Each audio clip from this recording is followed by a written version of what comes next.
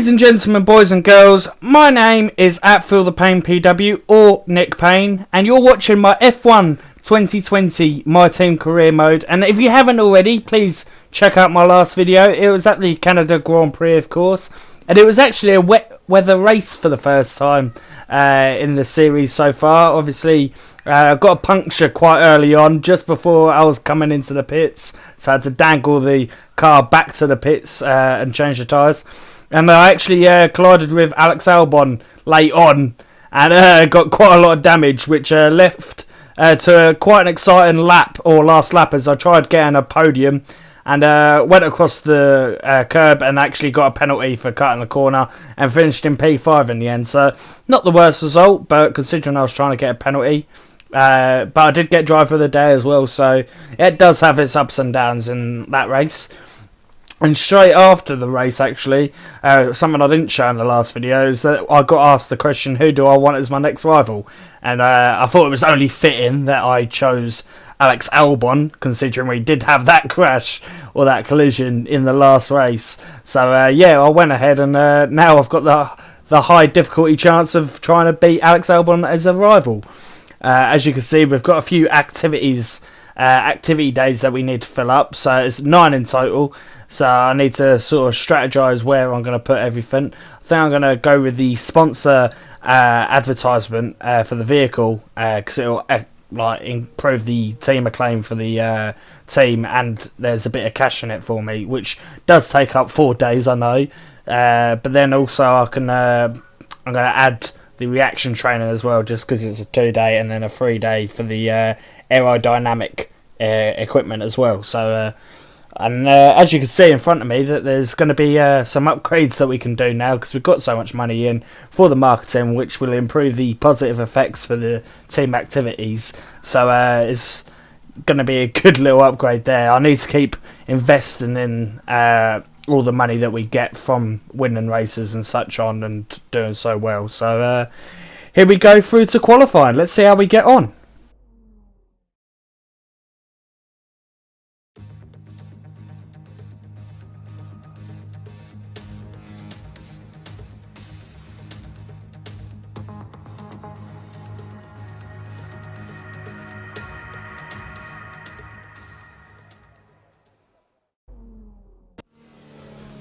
So as we come around the last corner here, about to set our first qualifying lap, of course, here at the Circuit Paul Ricard here in France for the French Grand Prix today. Got to brake literally just after that gap into the apex, roll the car through and get straight on the power once again. This sort of Sector 1 is quite technical, and it is, if you do it right, then you can get quite a good amount of speed. As you can see, I'll hit the curb there and go slow around that corner as a result of it, into turn 6, and then you go onto this long, very long straight here on the back straight before turn 8, and it's DRS wide open, of course. Great chance to overtake into the chicane here as you brake both heavily, trying to get round the chicane. Careful not to go, obviously, into the speed trap, of course, before the chicane as we go through. And this is just flat out this turn. You don't even need to brake, just go flat out and turn around the car in turn 10, and then slow the car down in turn 11, round a very long right-hander before we go into the final sector. Round the last of the turns. As you can see, I went over the curb a bit there, which actually slowed the car down more than I'd have hoped. As we go through the final 2 turns in the final sector of the French qualifying lap, as we go up the main straight, quite a long straight till you get to the finish line, and we're across the line for a P, and it's a P7 finish. But due to actually the fact of the change of weather, the weather comes and changes to very rainy, and it's very wet, so we're not going to do a second lap, and we actually only finish in P12. So we do go through with Jack, of course, so we only set 1 lap here on the wet qualifying and qualifying 2, and it's actually going to be good enough for a P6. Good good lap, but unfortunately for us we do drop down, but thankfully it's just enough to see us through to Q3. Jack unfortunately finishes in P14, so he doesn't make it, but we're through to qualifying 3 in P10 as we go through, and the weather has changed once again, and we actually go out on a soft lap now on soft tyres, and we actually are able to get a good result here, and we actually start in P6, third row of the grid, so a great result for us. And now let's see how we can get on in the race.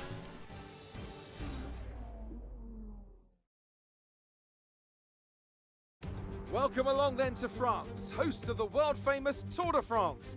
But we're not talking 2 wheels today, we're talking 4, in a country widely thought of as giving birth to the art of motor racing back in the late 1800s.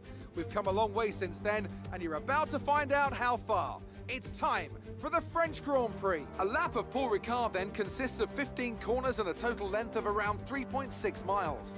Drivers will need to position their cars carefully on the exit of the flat-out turn 10, ready for the double apex right-hander at 11. Watch out for potential overtaking action at the end of the start-finish straight and into the heavy braking zone of turn 8. Anthony Davidson joins me again for the race today. Now, can I talk to you about Sebastian Vettel? As ever, the threat of unreliability is never far away, and indeed they'll be starting out of position today due to a power unit component change. So it's going to be a difficult task to move forward from there. But on the bright side, at least those fresh components can help them maintain the power they need to come through the pack. I expect to see them take a more aggressive approach today to make up for the compromised start. Before we begin, let's take a quick look at the grid lineup for today's race. Good job yesterday from Valtteri Bottas. The fence starts from pole position, and Lewis Hamilton completes the front row. As we continue through the rest of the grid today, we have Leclerc, Verstappen, the rookie, and Albon. Ricciardo, Vettel, they'll be starting further back after an earlier grid penalty. Ocon and Carlos Sainz. Grosjean, Magnussen, Kimi Raikkonen, and Gasly, Aitken, Russell, Sergio Perez, and Lance Stroll. Giovinazzi, Latifi, Kvyat, and Lando Norris starts from the back of the grid. It's almost time for those 5 red lights to go out. Then let's see who can prevail today. And as you could see from the drivers lineup, Vettel is actually got a grid penalty, so we do start in P5 actually, so we're further up the grid as possible. We're actually going to go for the 2-stop strategy, which means soft into the medium to the medium, pitting on lap 6 and 16, and hopefully it's going to work out for us as there's 5 red lights and we're underway, and we've got Verstappen and Leclerc both on the medium compound trying the 1-stop, so we overtake them quite quickly. And we're up into P3 before turn 1, of course, as Verstappen actually looks to come back at us as Bottas and Hamilton both fight up ahead. The silver arrows going backwards and forwards. Hopefully they can do a Hamilton and Rosberg of Spain in 2016. Hopefully take each other out and we can lead this Grand Prix. But unfortunately that it doesn't look like it's going to happen. I'm going to have to see if we can stay as close to the back wing of Valtteri Bottas now, as we're going to have Max Verstappen directly behind us, trying to bite at our gearbox, see if he can get the overtake. As you can see, look at the gap to Bottas ahead and the gap to Verstappen behind. Even though we're on the softer compound, the better tyres, where the difference in this car, it just feels unbelievably slow compared to the Mercedes and the Red Bulls as we're going through each turn. As we go around into turn 11, just rolling the car through, trying to see if we can stay with Bottas and Hamilton, but unfortunately it just doesn't look. Oh, a little bit of contact. As I say, we're about to not stay with them, and we get so close that we actually make contact with Bottas there. That could have been ended very badly there if I'd have got a bit of front wing damage. Considering I'm already saying we're slow, if we'd have got a bit of damage there, we'd have dropped down the order very quickly as we end lap 1 and we are up to P3 now. Can we sort of push on? Is it? I think the car isn't good enough as we go very slowly through there as Bottas sort of brake checks us, so we have to go across the curb a bit. And now Verstappen is right on our tail, and Bottas has made the gap to us as we're trying to sort of keep with him, as Hamilton's going to obviously slow him down as he goes through each corner. As we come through towards the DRS section, we've got Verstappen directly behind us, who we're having to deal with. We're not catching up to Bottas as we leave in the outside lane, just enough room to squeeze on through, but not enough room to make much of a move as we stay on the inside and keep the position for another lap or so.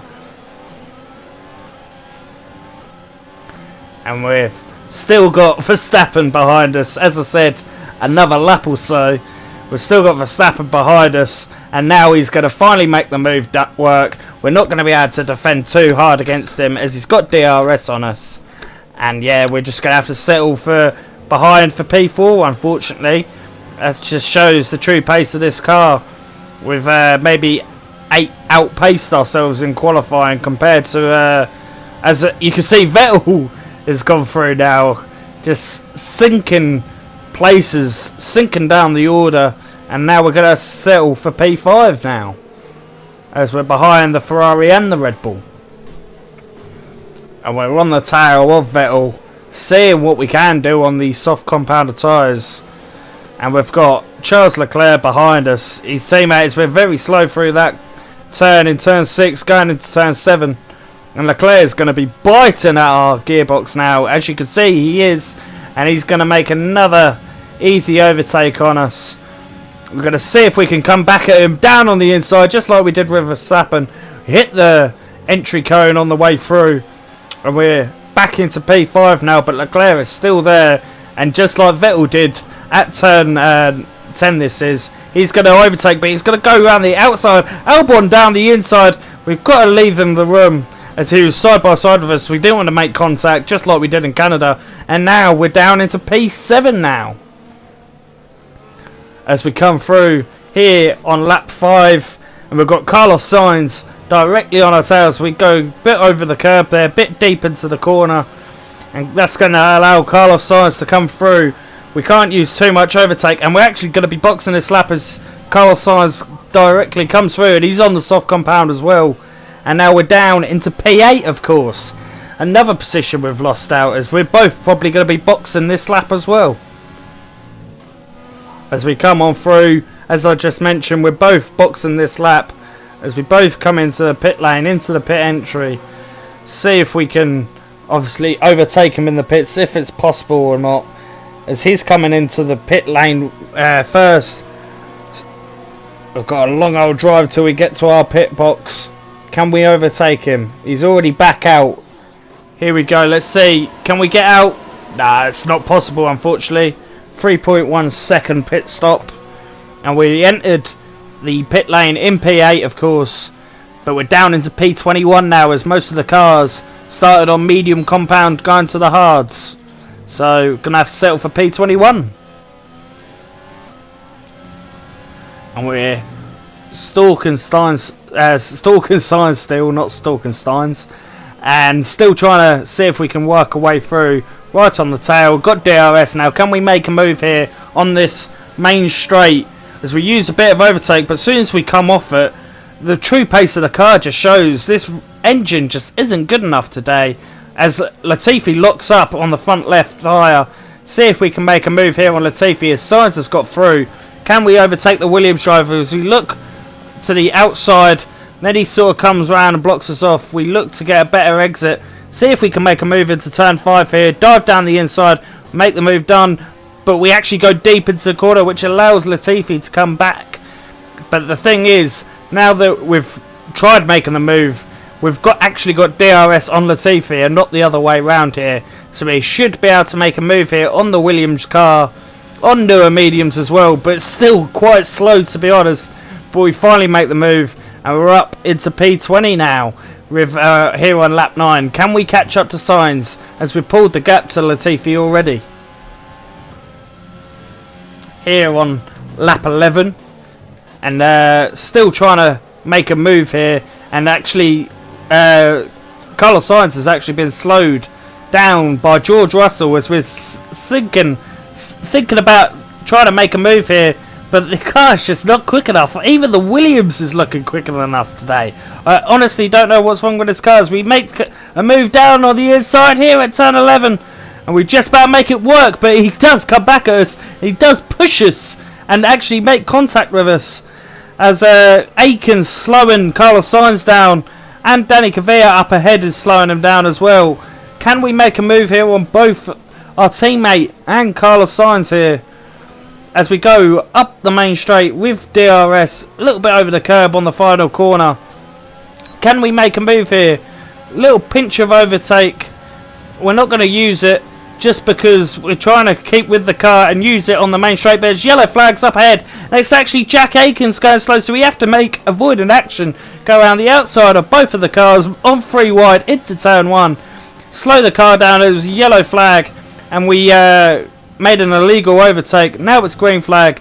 Can we make a move here on Carlos Sainz? It doesn't look possible, as he sort of brake checks us into turn 5, and he's going to pull a gap now, as our car's really slow, unfortunately.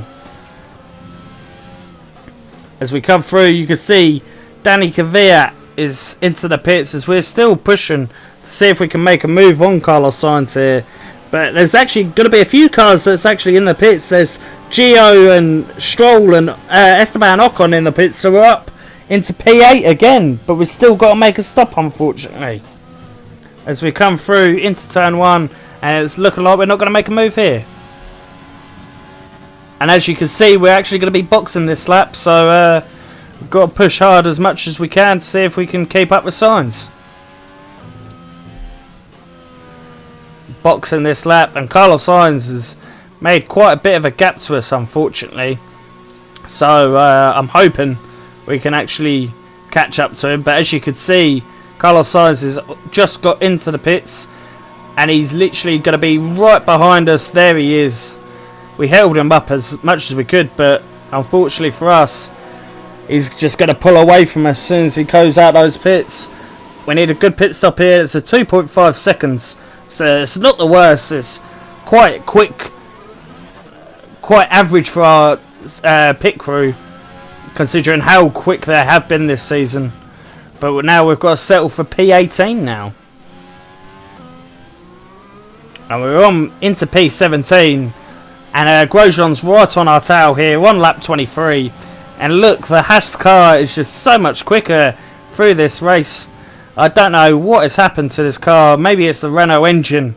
Maybe it's just because it's at its home Grand Prix. Maybe it's had a massive decrease. I don't know. As we come through on lap 25, and we're still with Grosjean round in sector 1. See if we can make a move here on Grosjean. Obviously it's his home Grand Prix, being a French driver. Can we spoil his party and make an overtake as we go into turn 5 and side by side, and we actually make the move done? But the only problem with us now, as we're up into P17, he's actually going to have DRS for this long straight, and that's where he's going to have all the pace in the world, as we use overtake rich mix and we just can't keep up. This engine's just not good enough. Maybe there's a fault in the engine somewhere that I hadn't noticed. As you can see, it's red on the MFD down in the bottom right corner, but Grosjean's just passed us with ease there. We're down into P18 now, and as you can see, it's the final lap of the Grand Prix as we cross the checkered flag. Final lap of the Grand Prix, and we're in P18. Not a great result for us so far as we come round for the final lap. Cross the checkered flag for the last time, and to be honest, this was miserable day is finally over, so I'm glad that we can just put this race behind us in P18. The only cars we finished in front of was the Williams. Maybe it was a bad choice of strategy going from the soft to the medium, I don't know, but the car just felt really slow today on the medium and soft compounds. The French Grand Prix comes to an end, and it's a thoroughly deserved victory. Anthony Davidson, a resounding victory today. What set them apart from the rest? Well, they certainly stood out as a driver with tons of confidence on the track. I think their ability to keep their cool, even during some of the more hectic parts of the race, meant they were able to capitalise on the mistakes of other drivers, giving them the opportunity to make their way to the top spot with ease. Mercedes Mercedes are on top form once again after an excellent race weekend. It's great to see them up on that podium once again.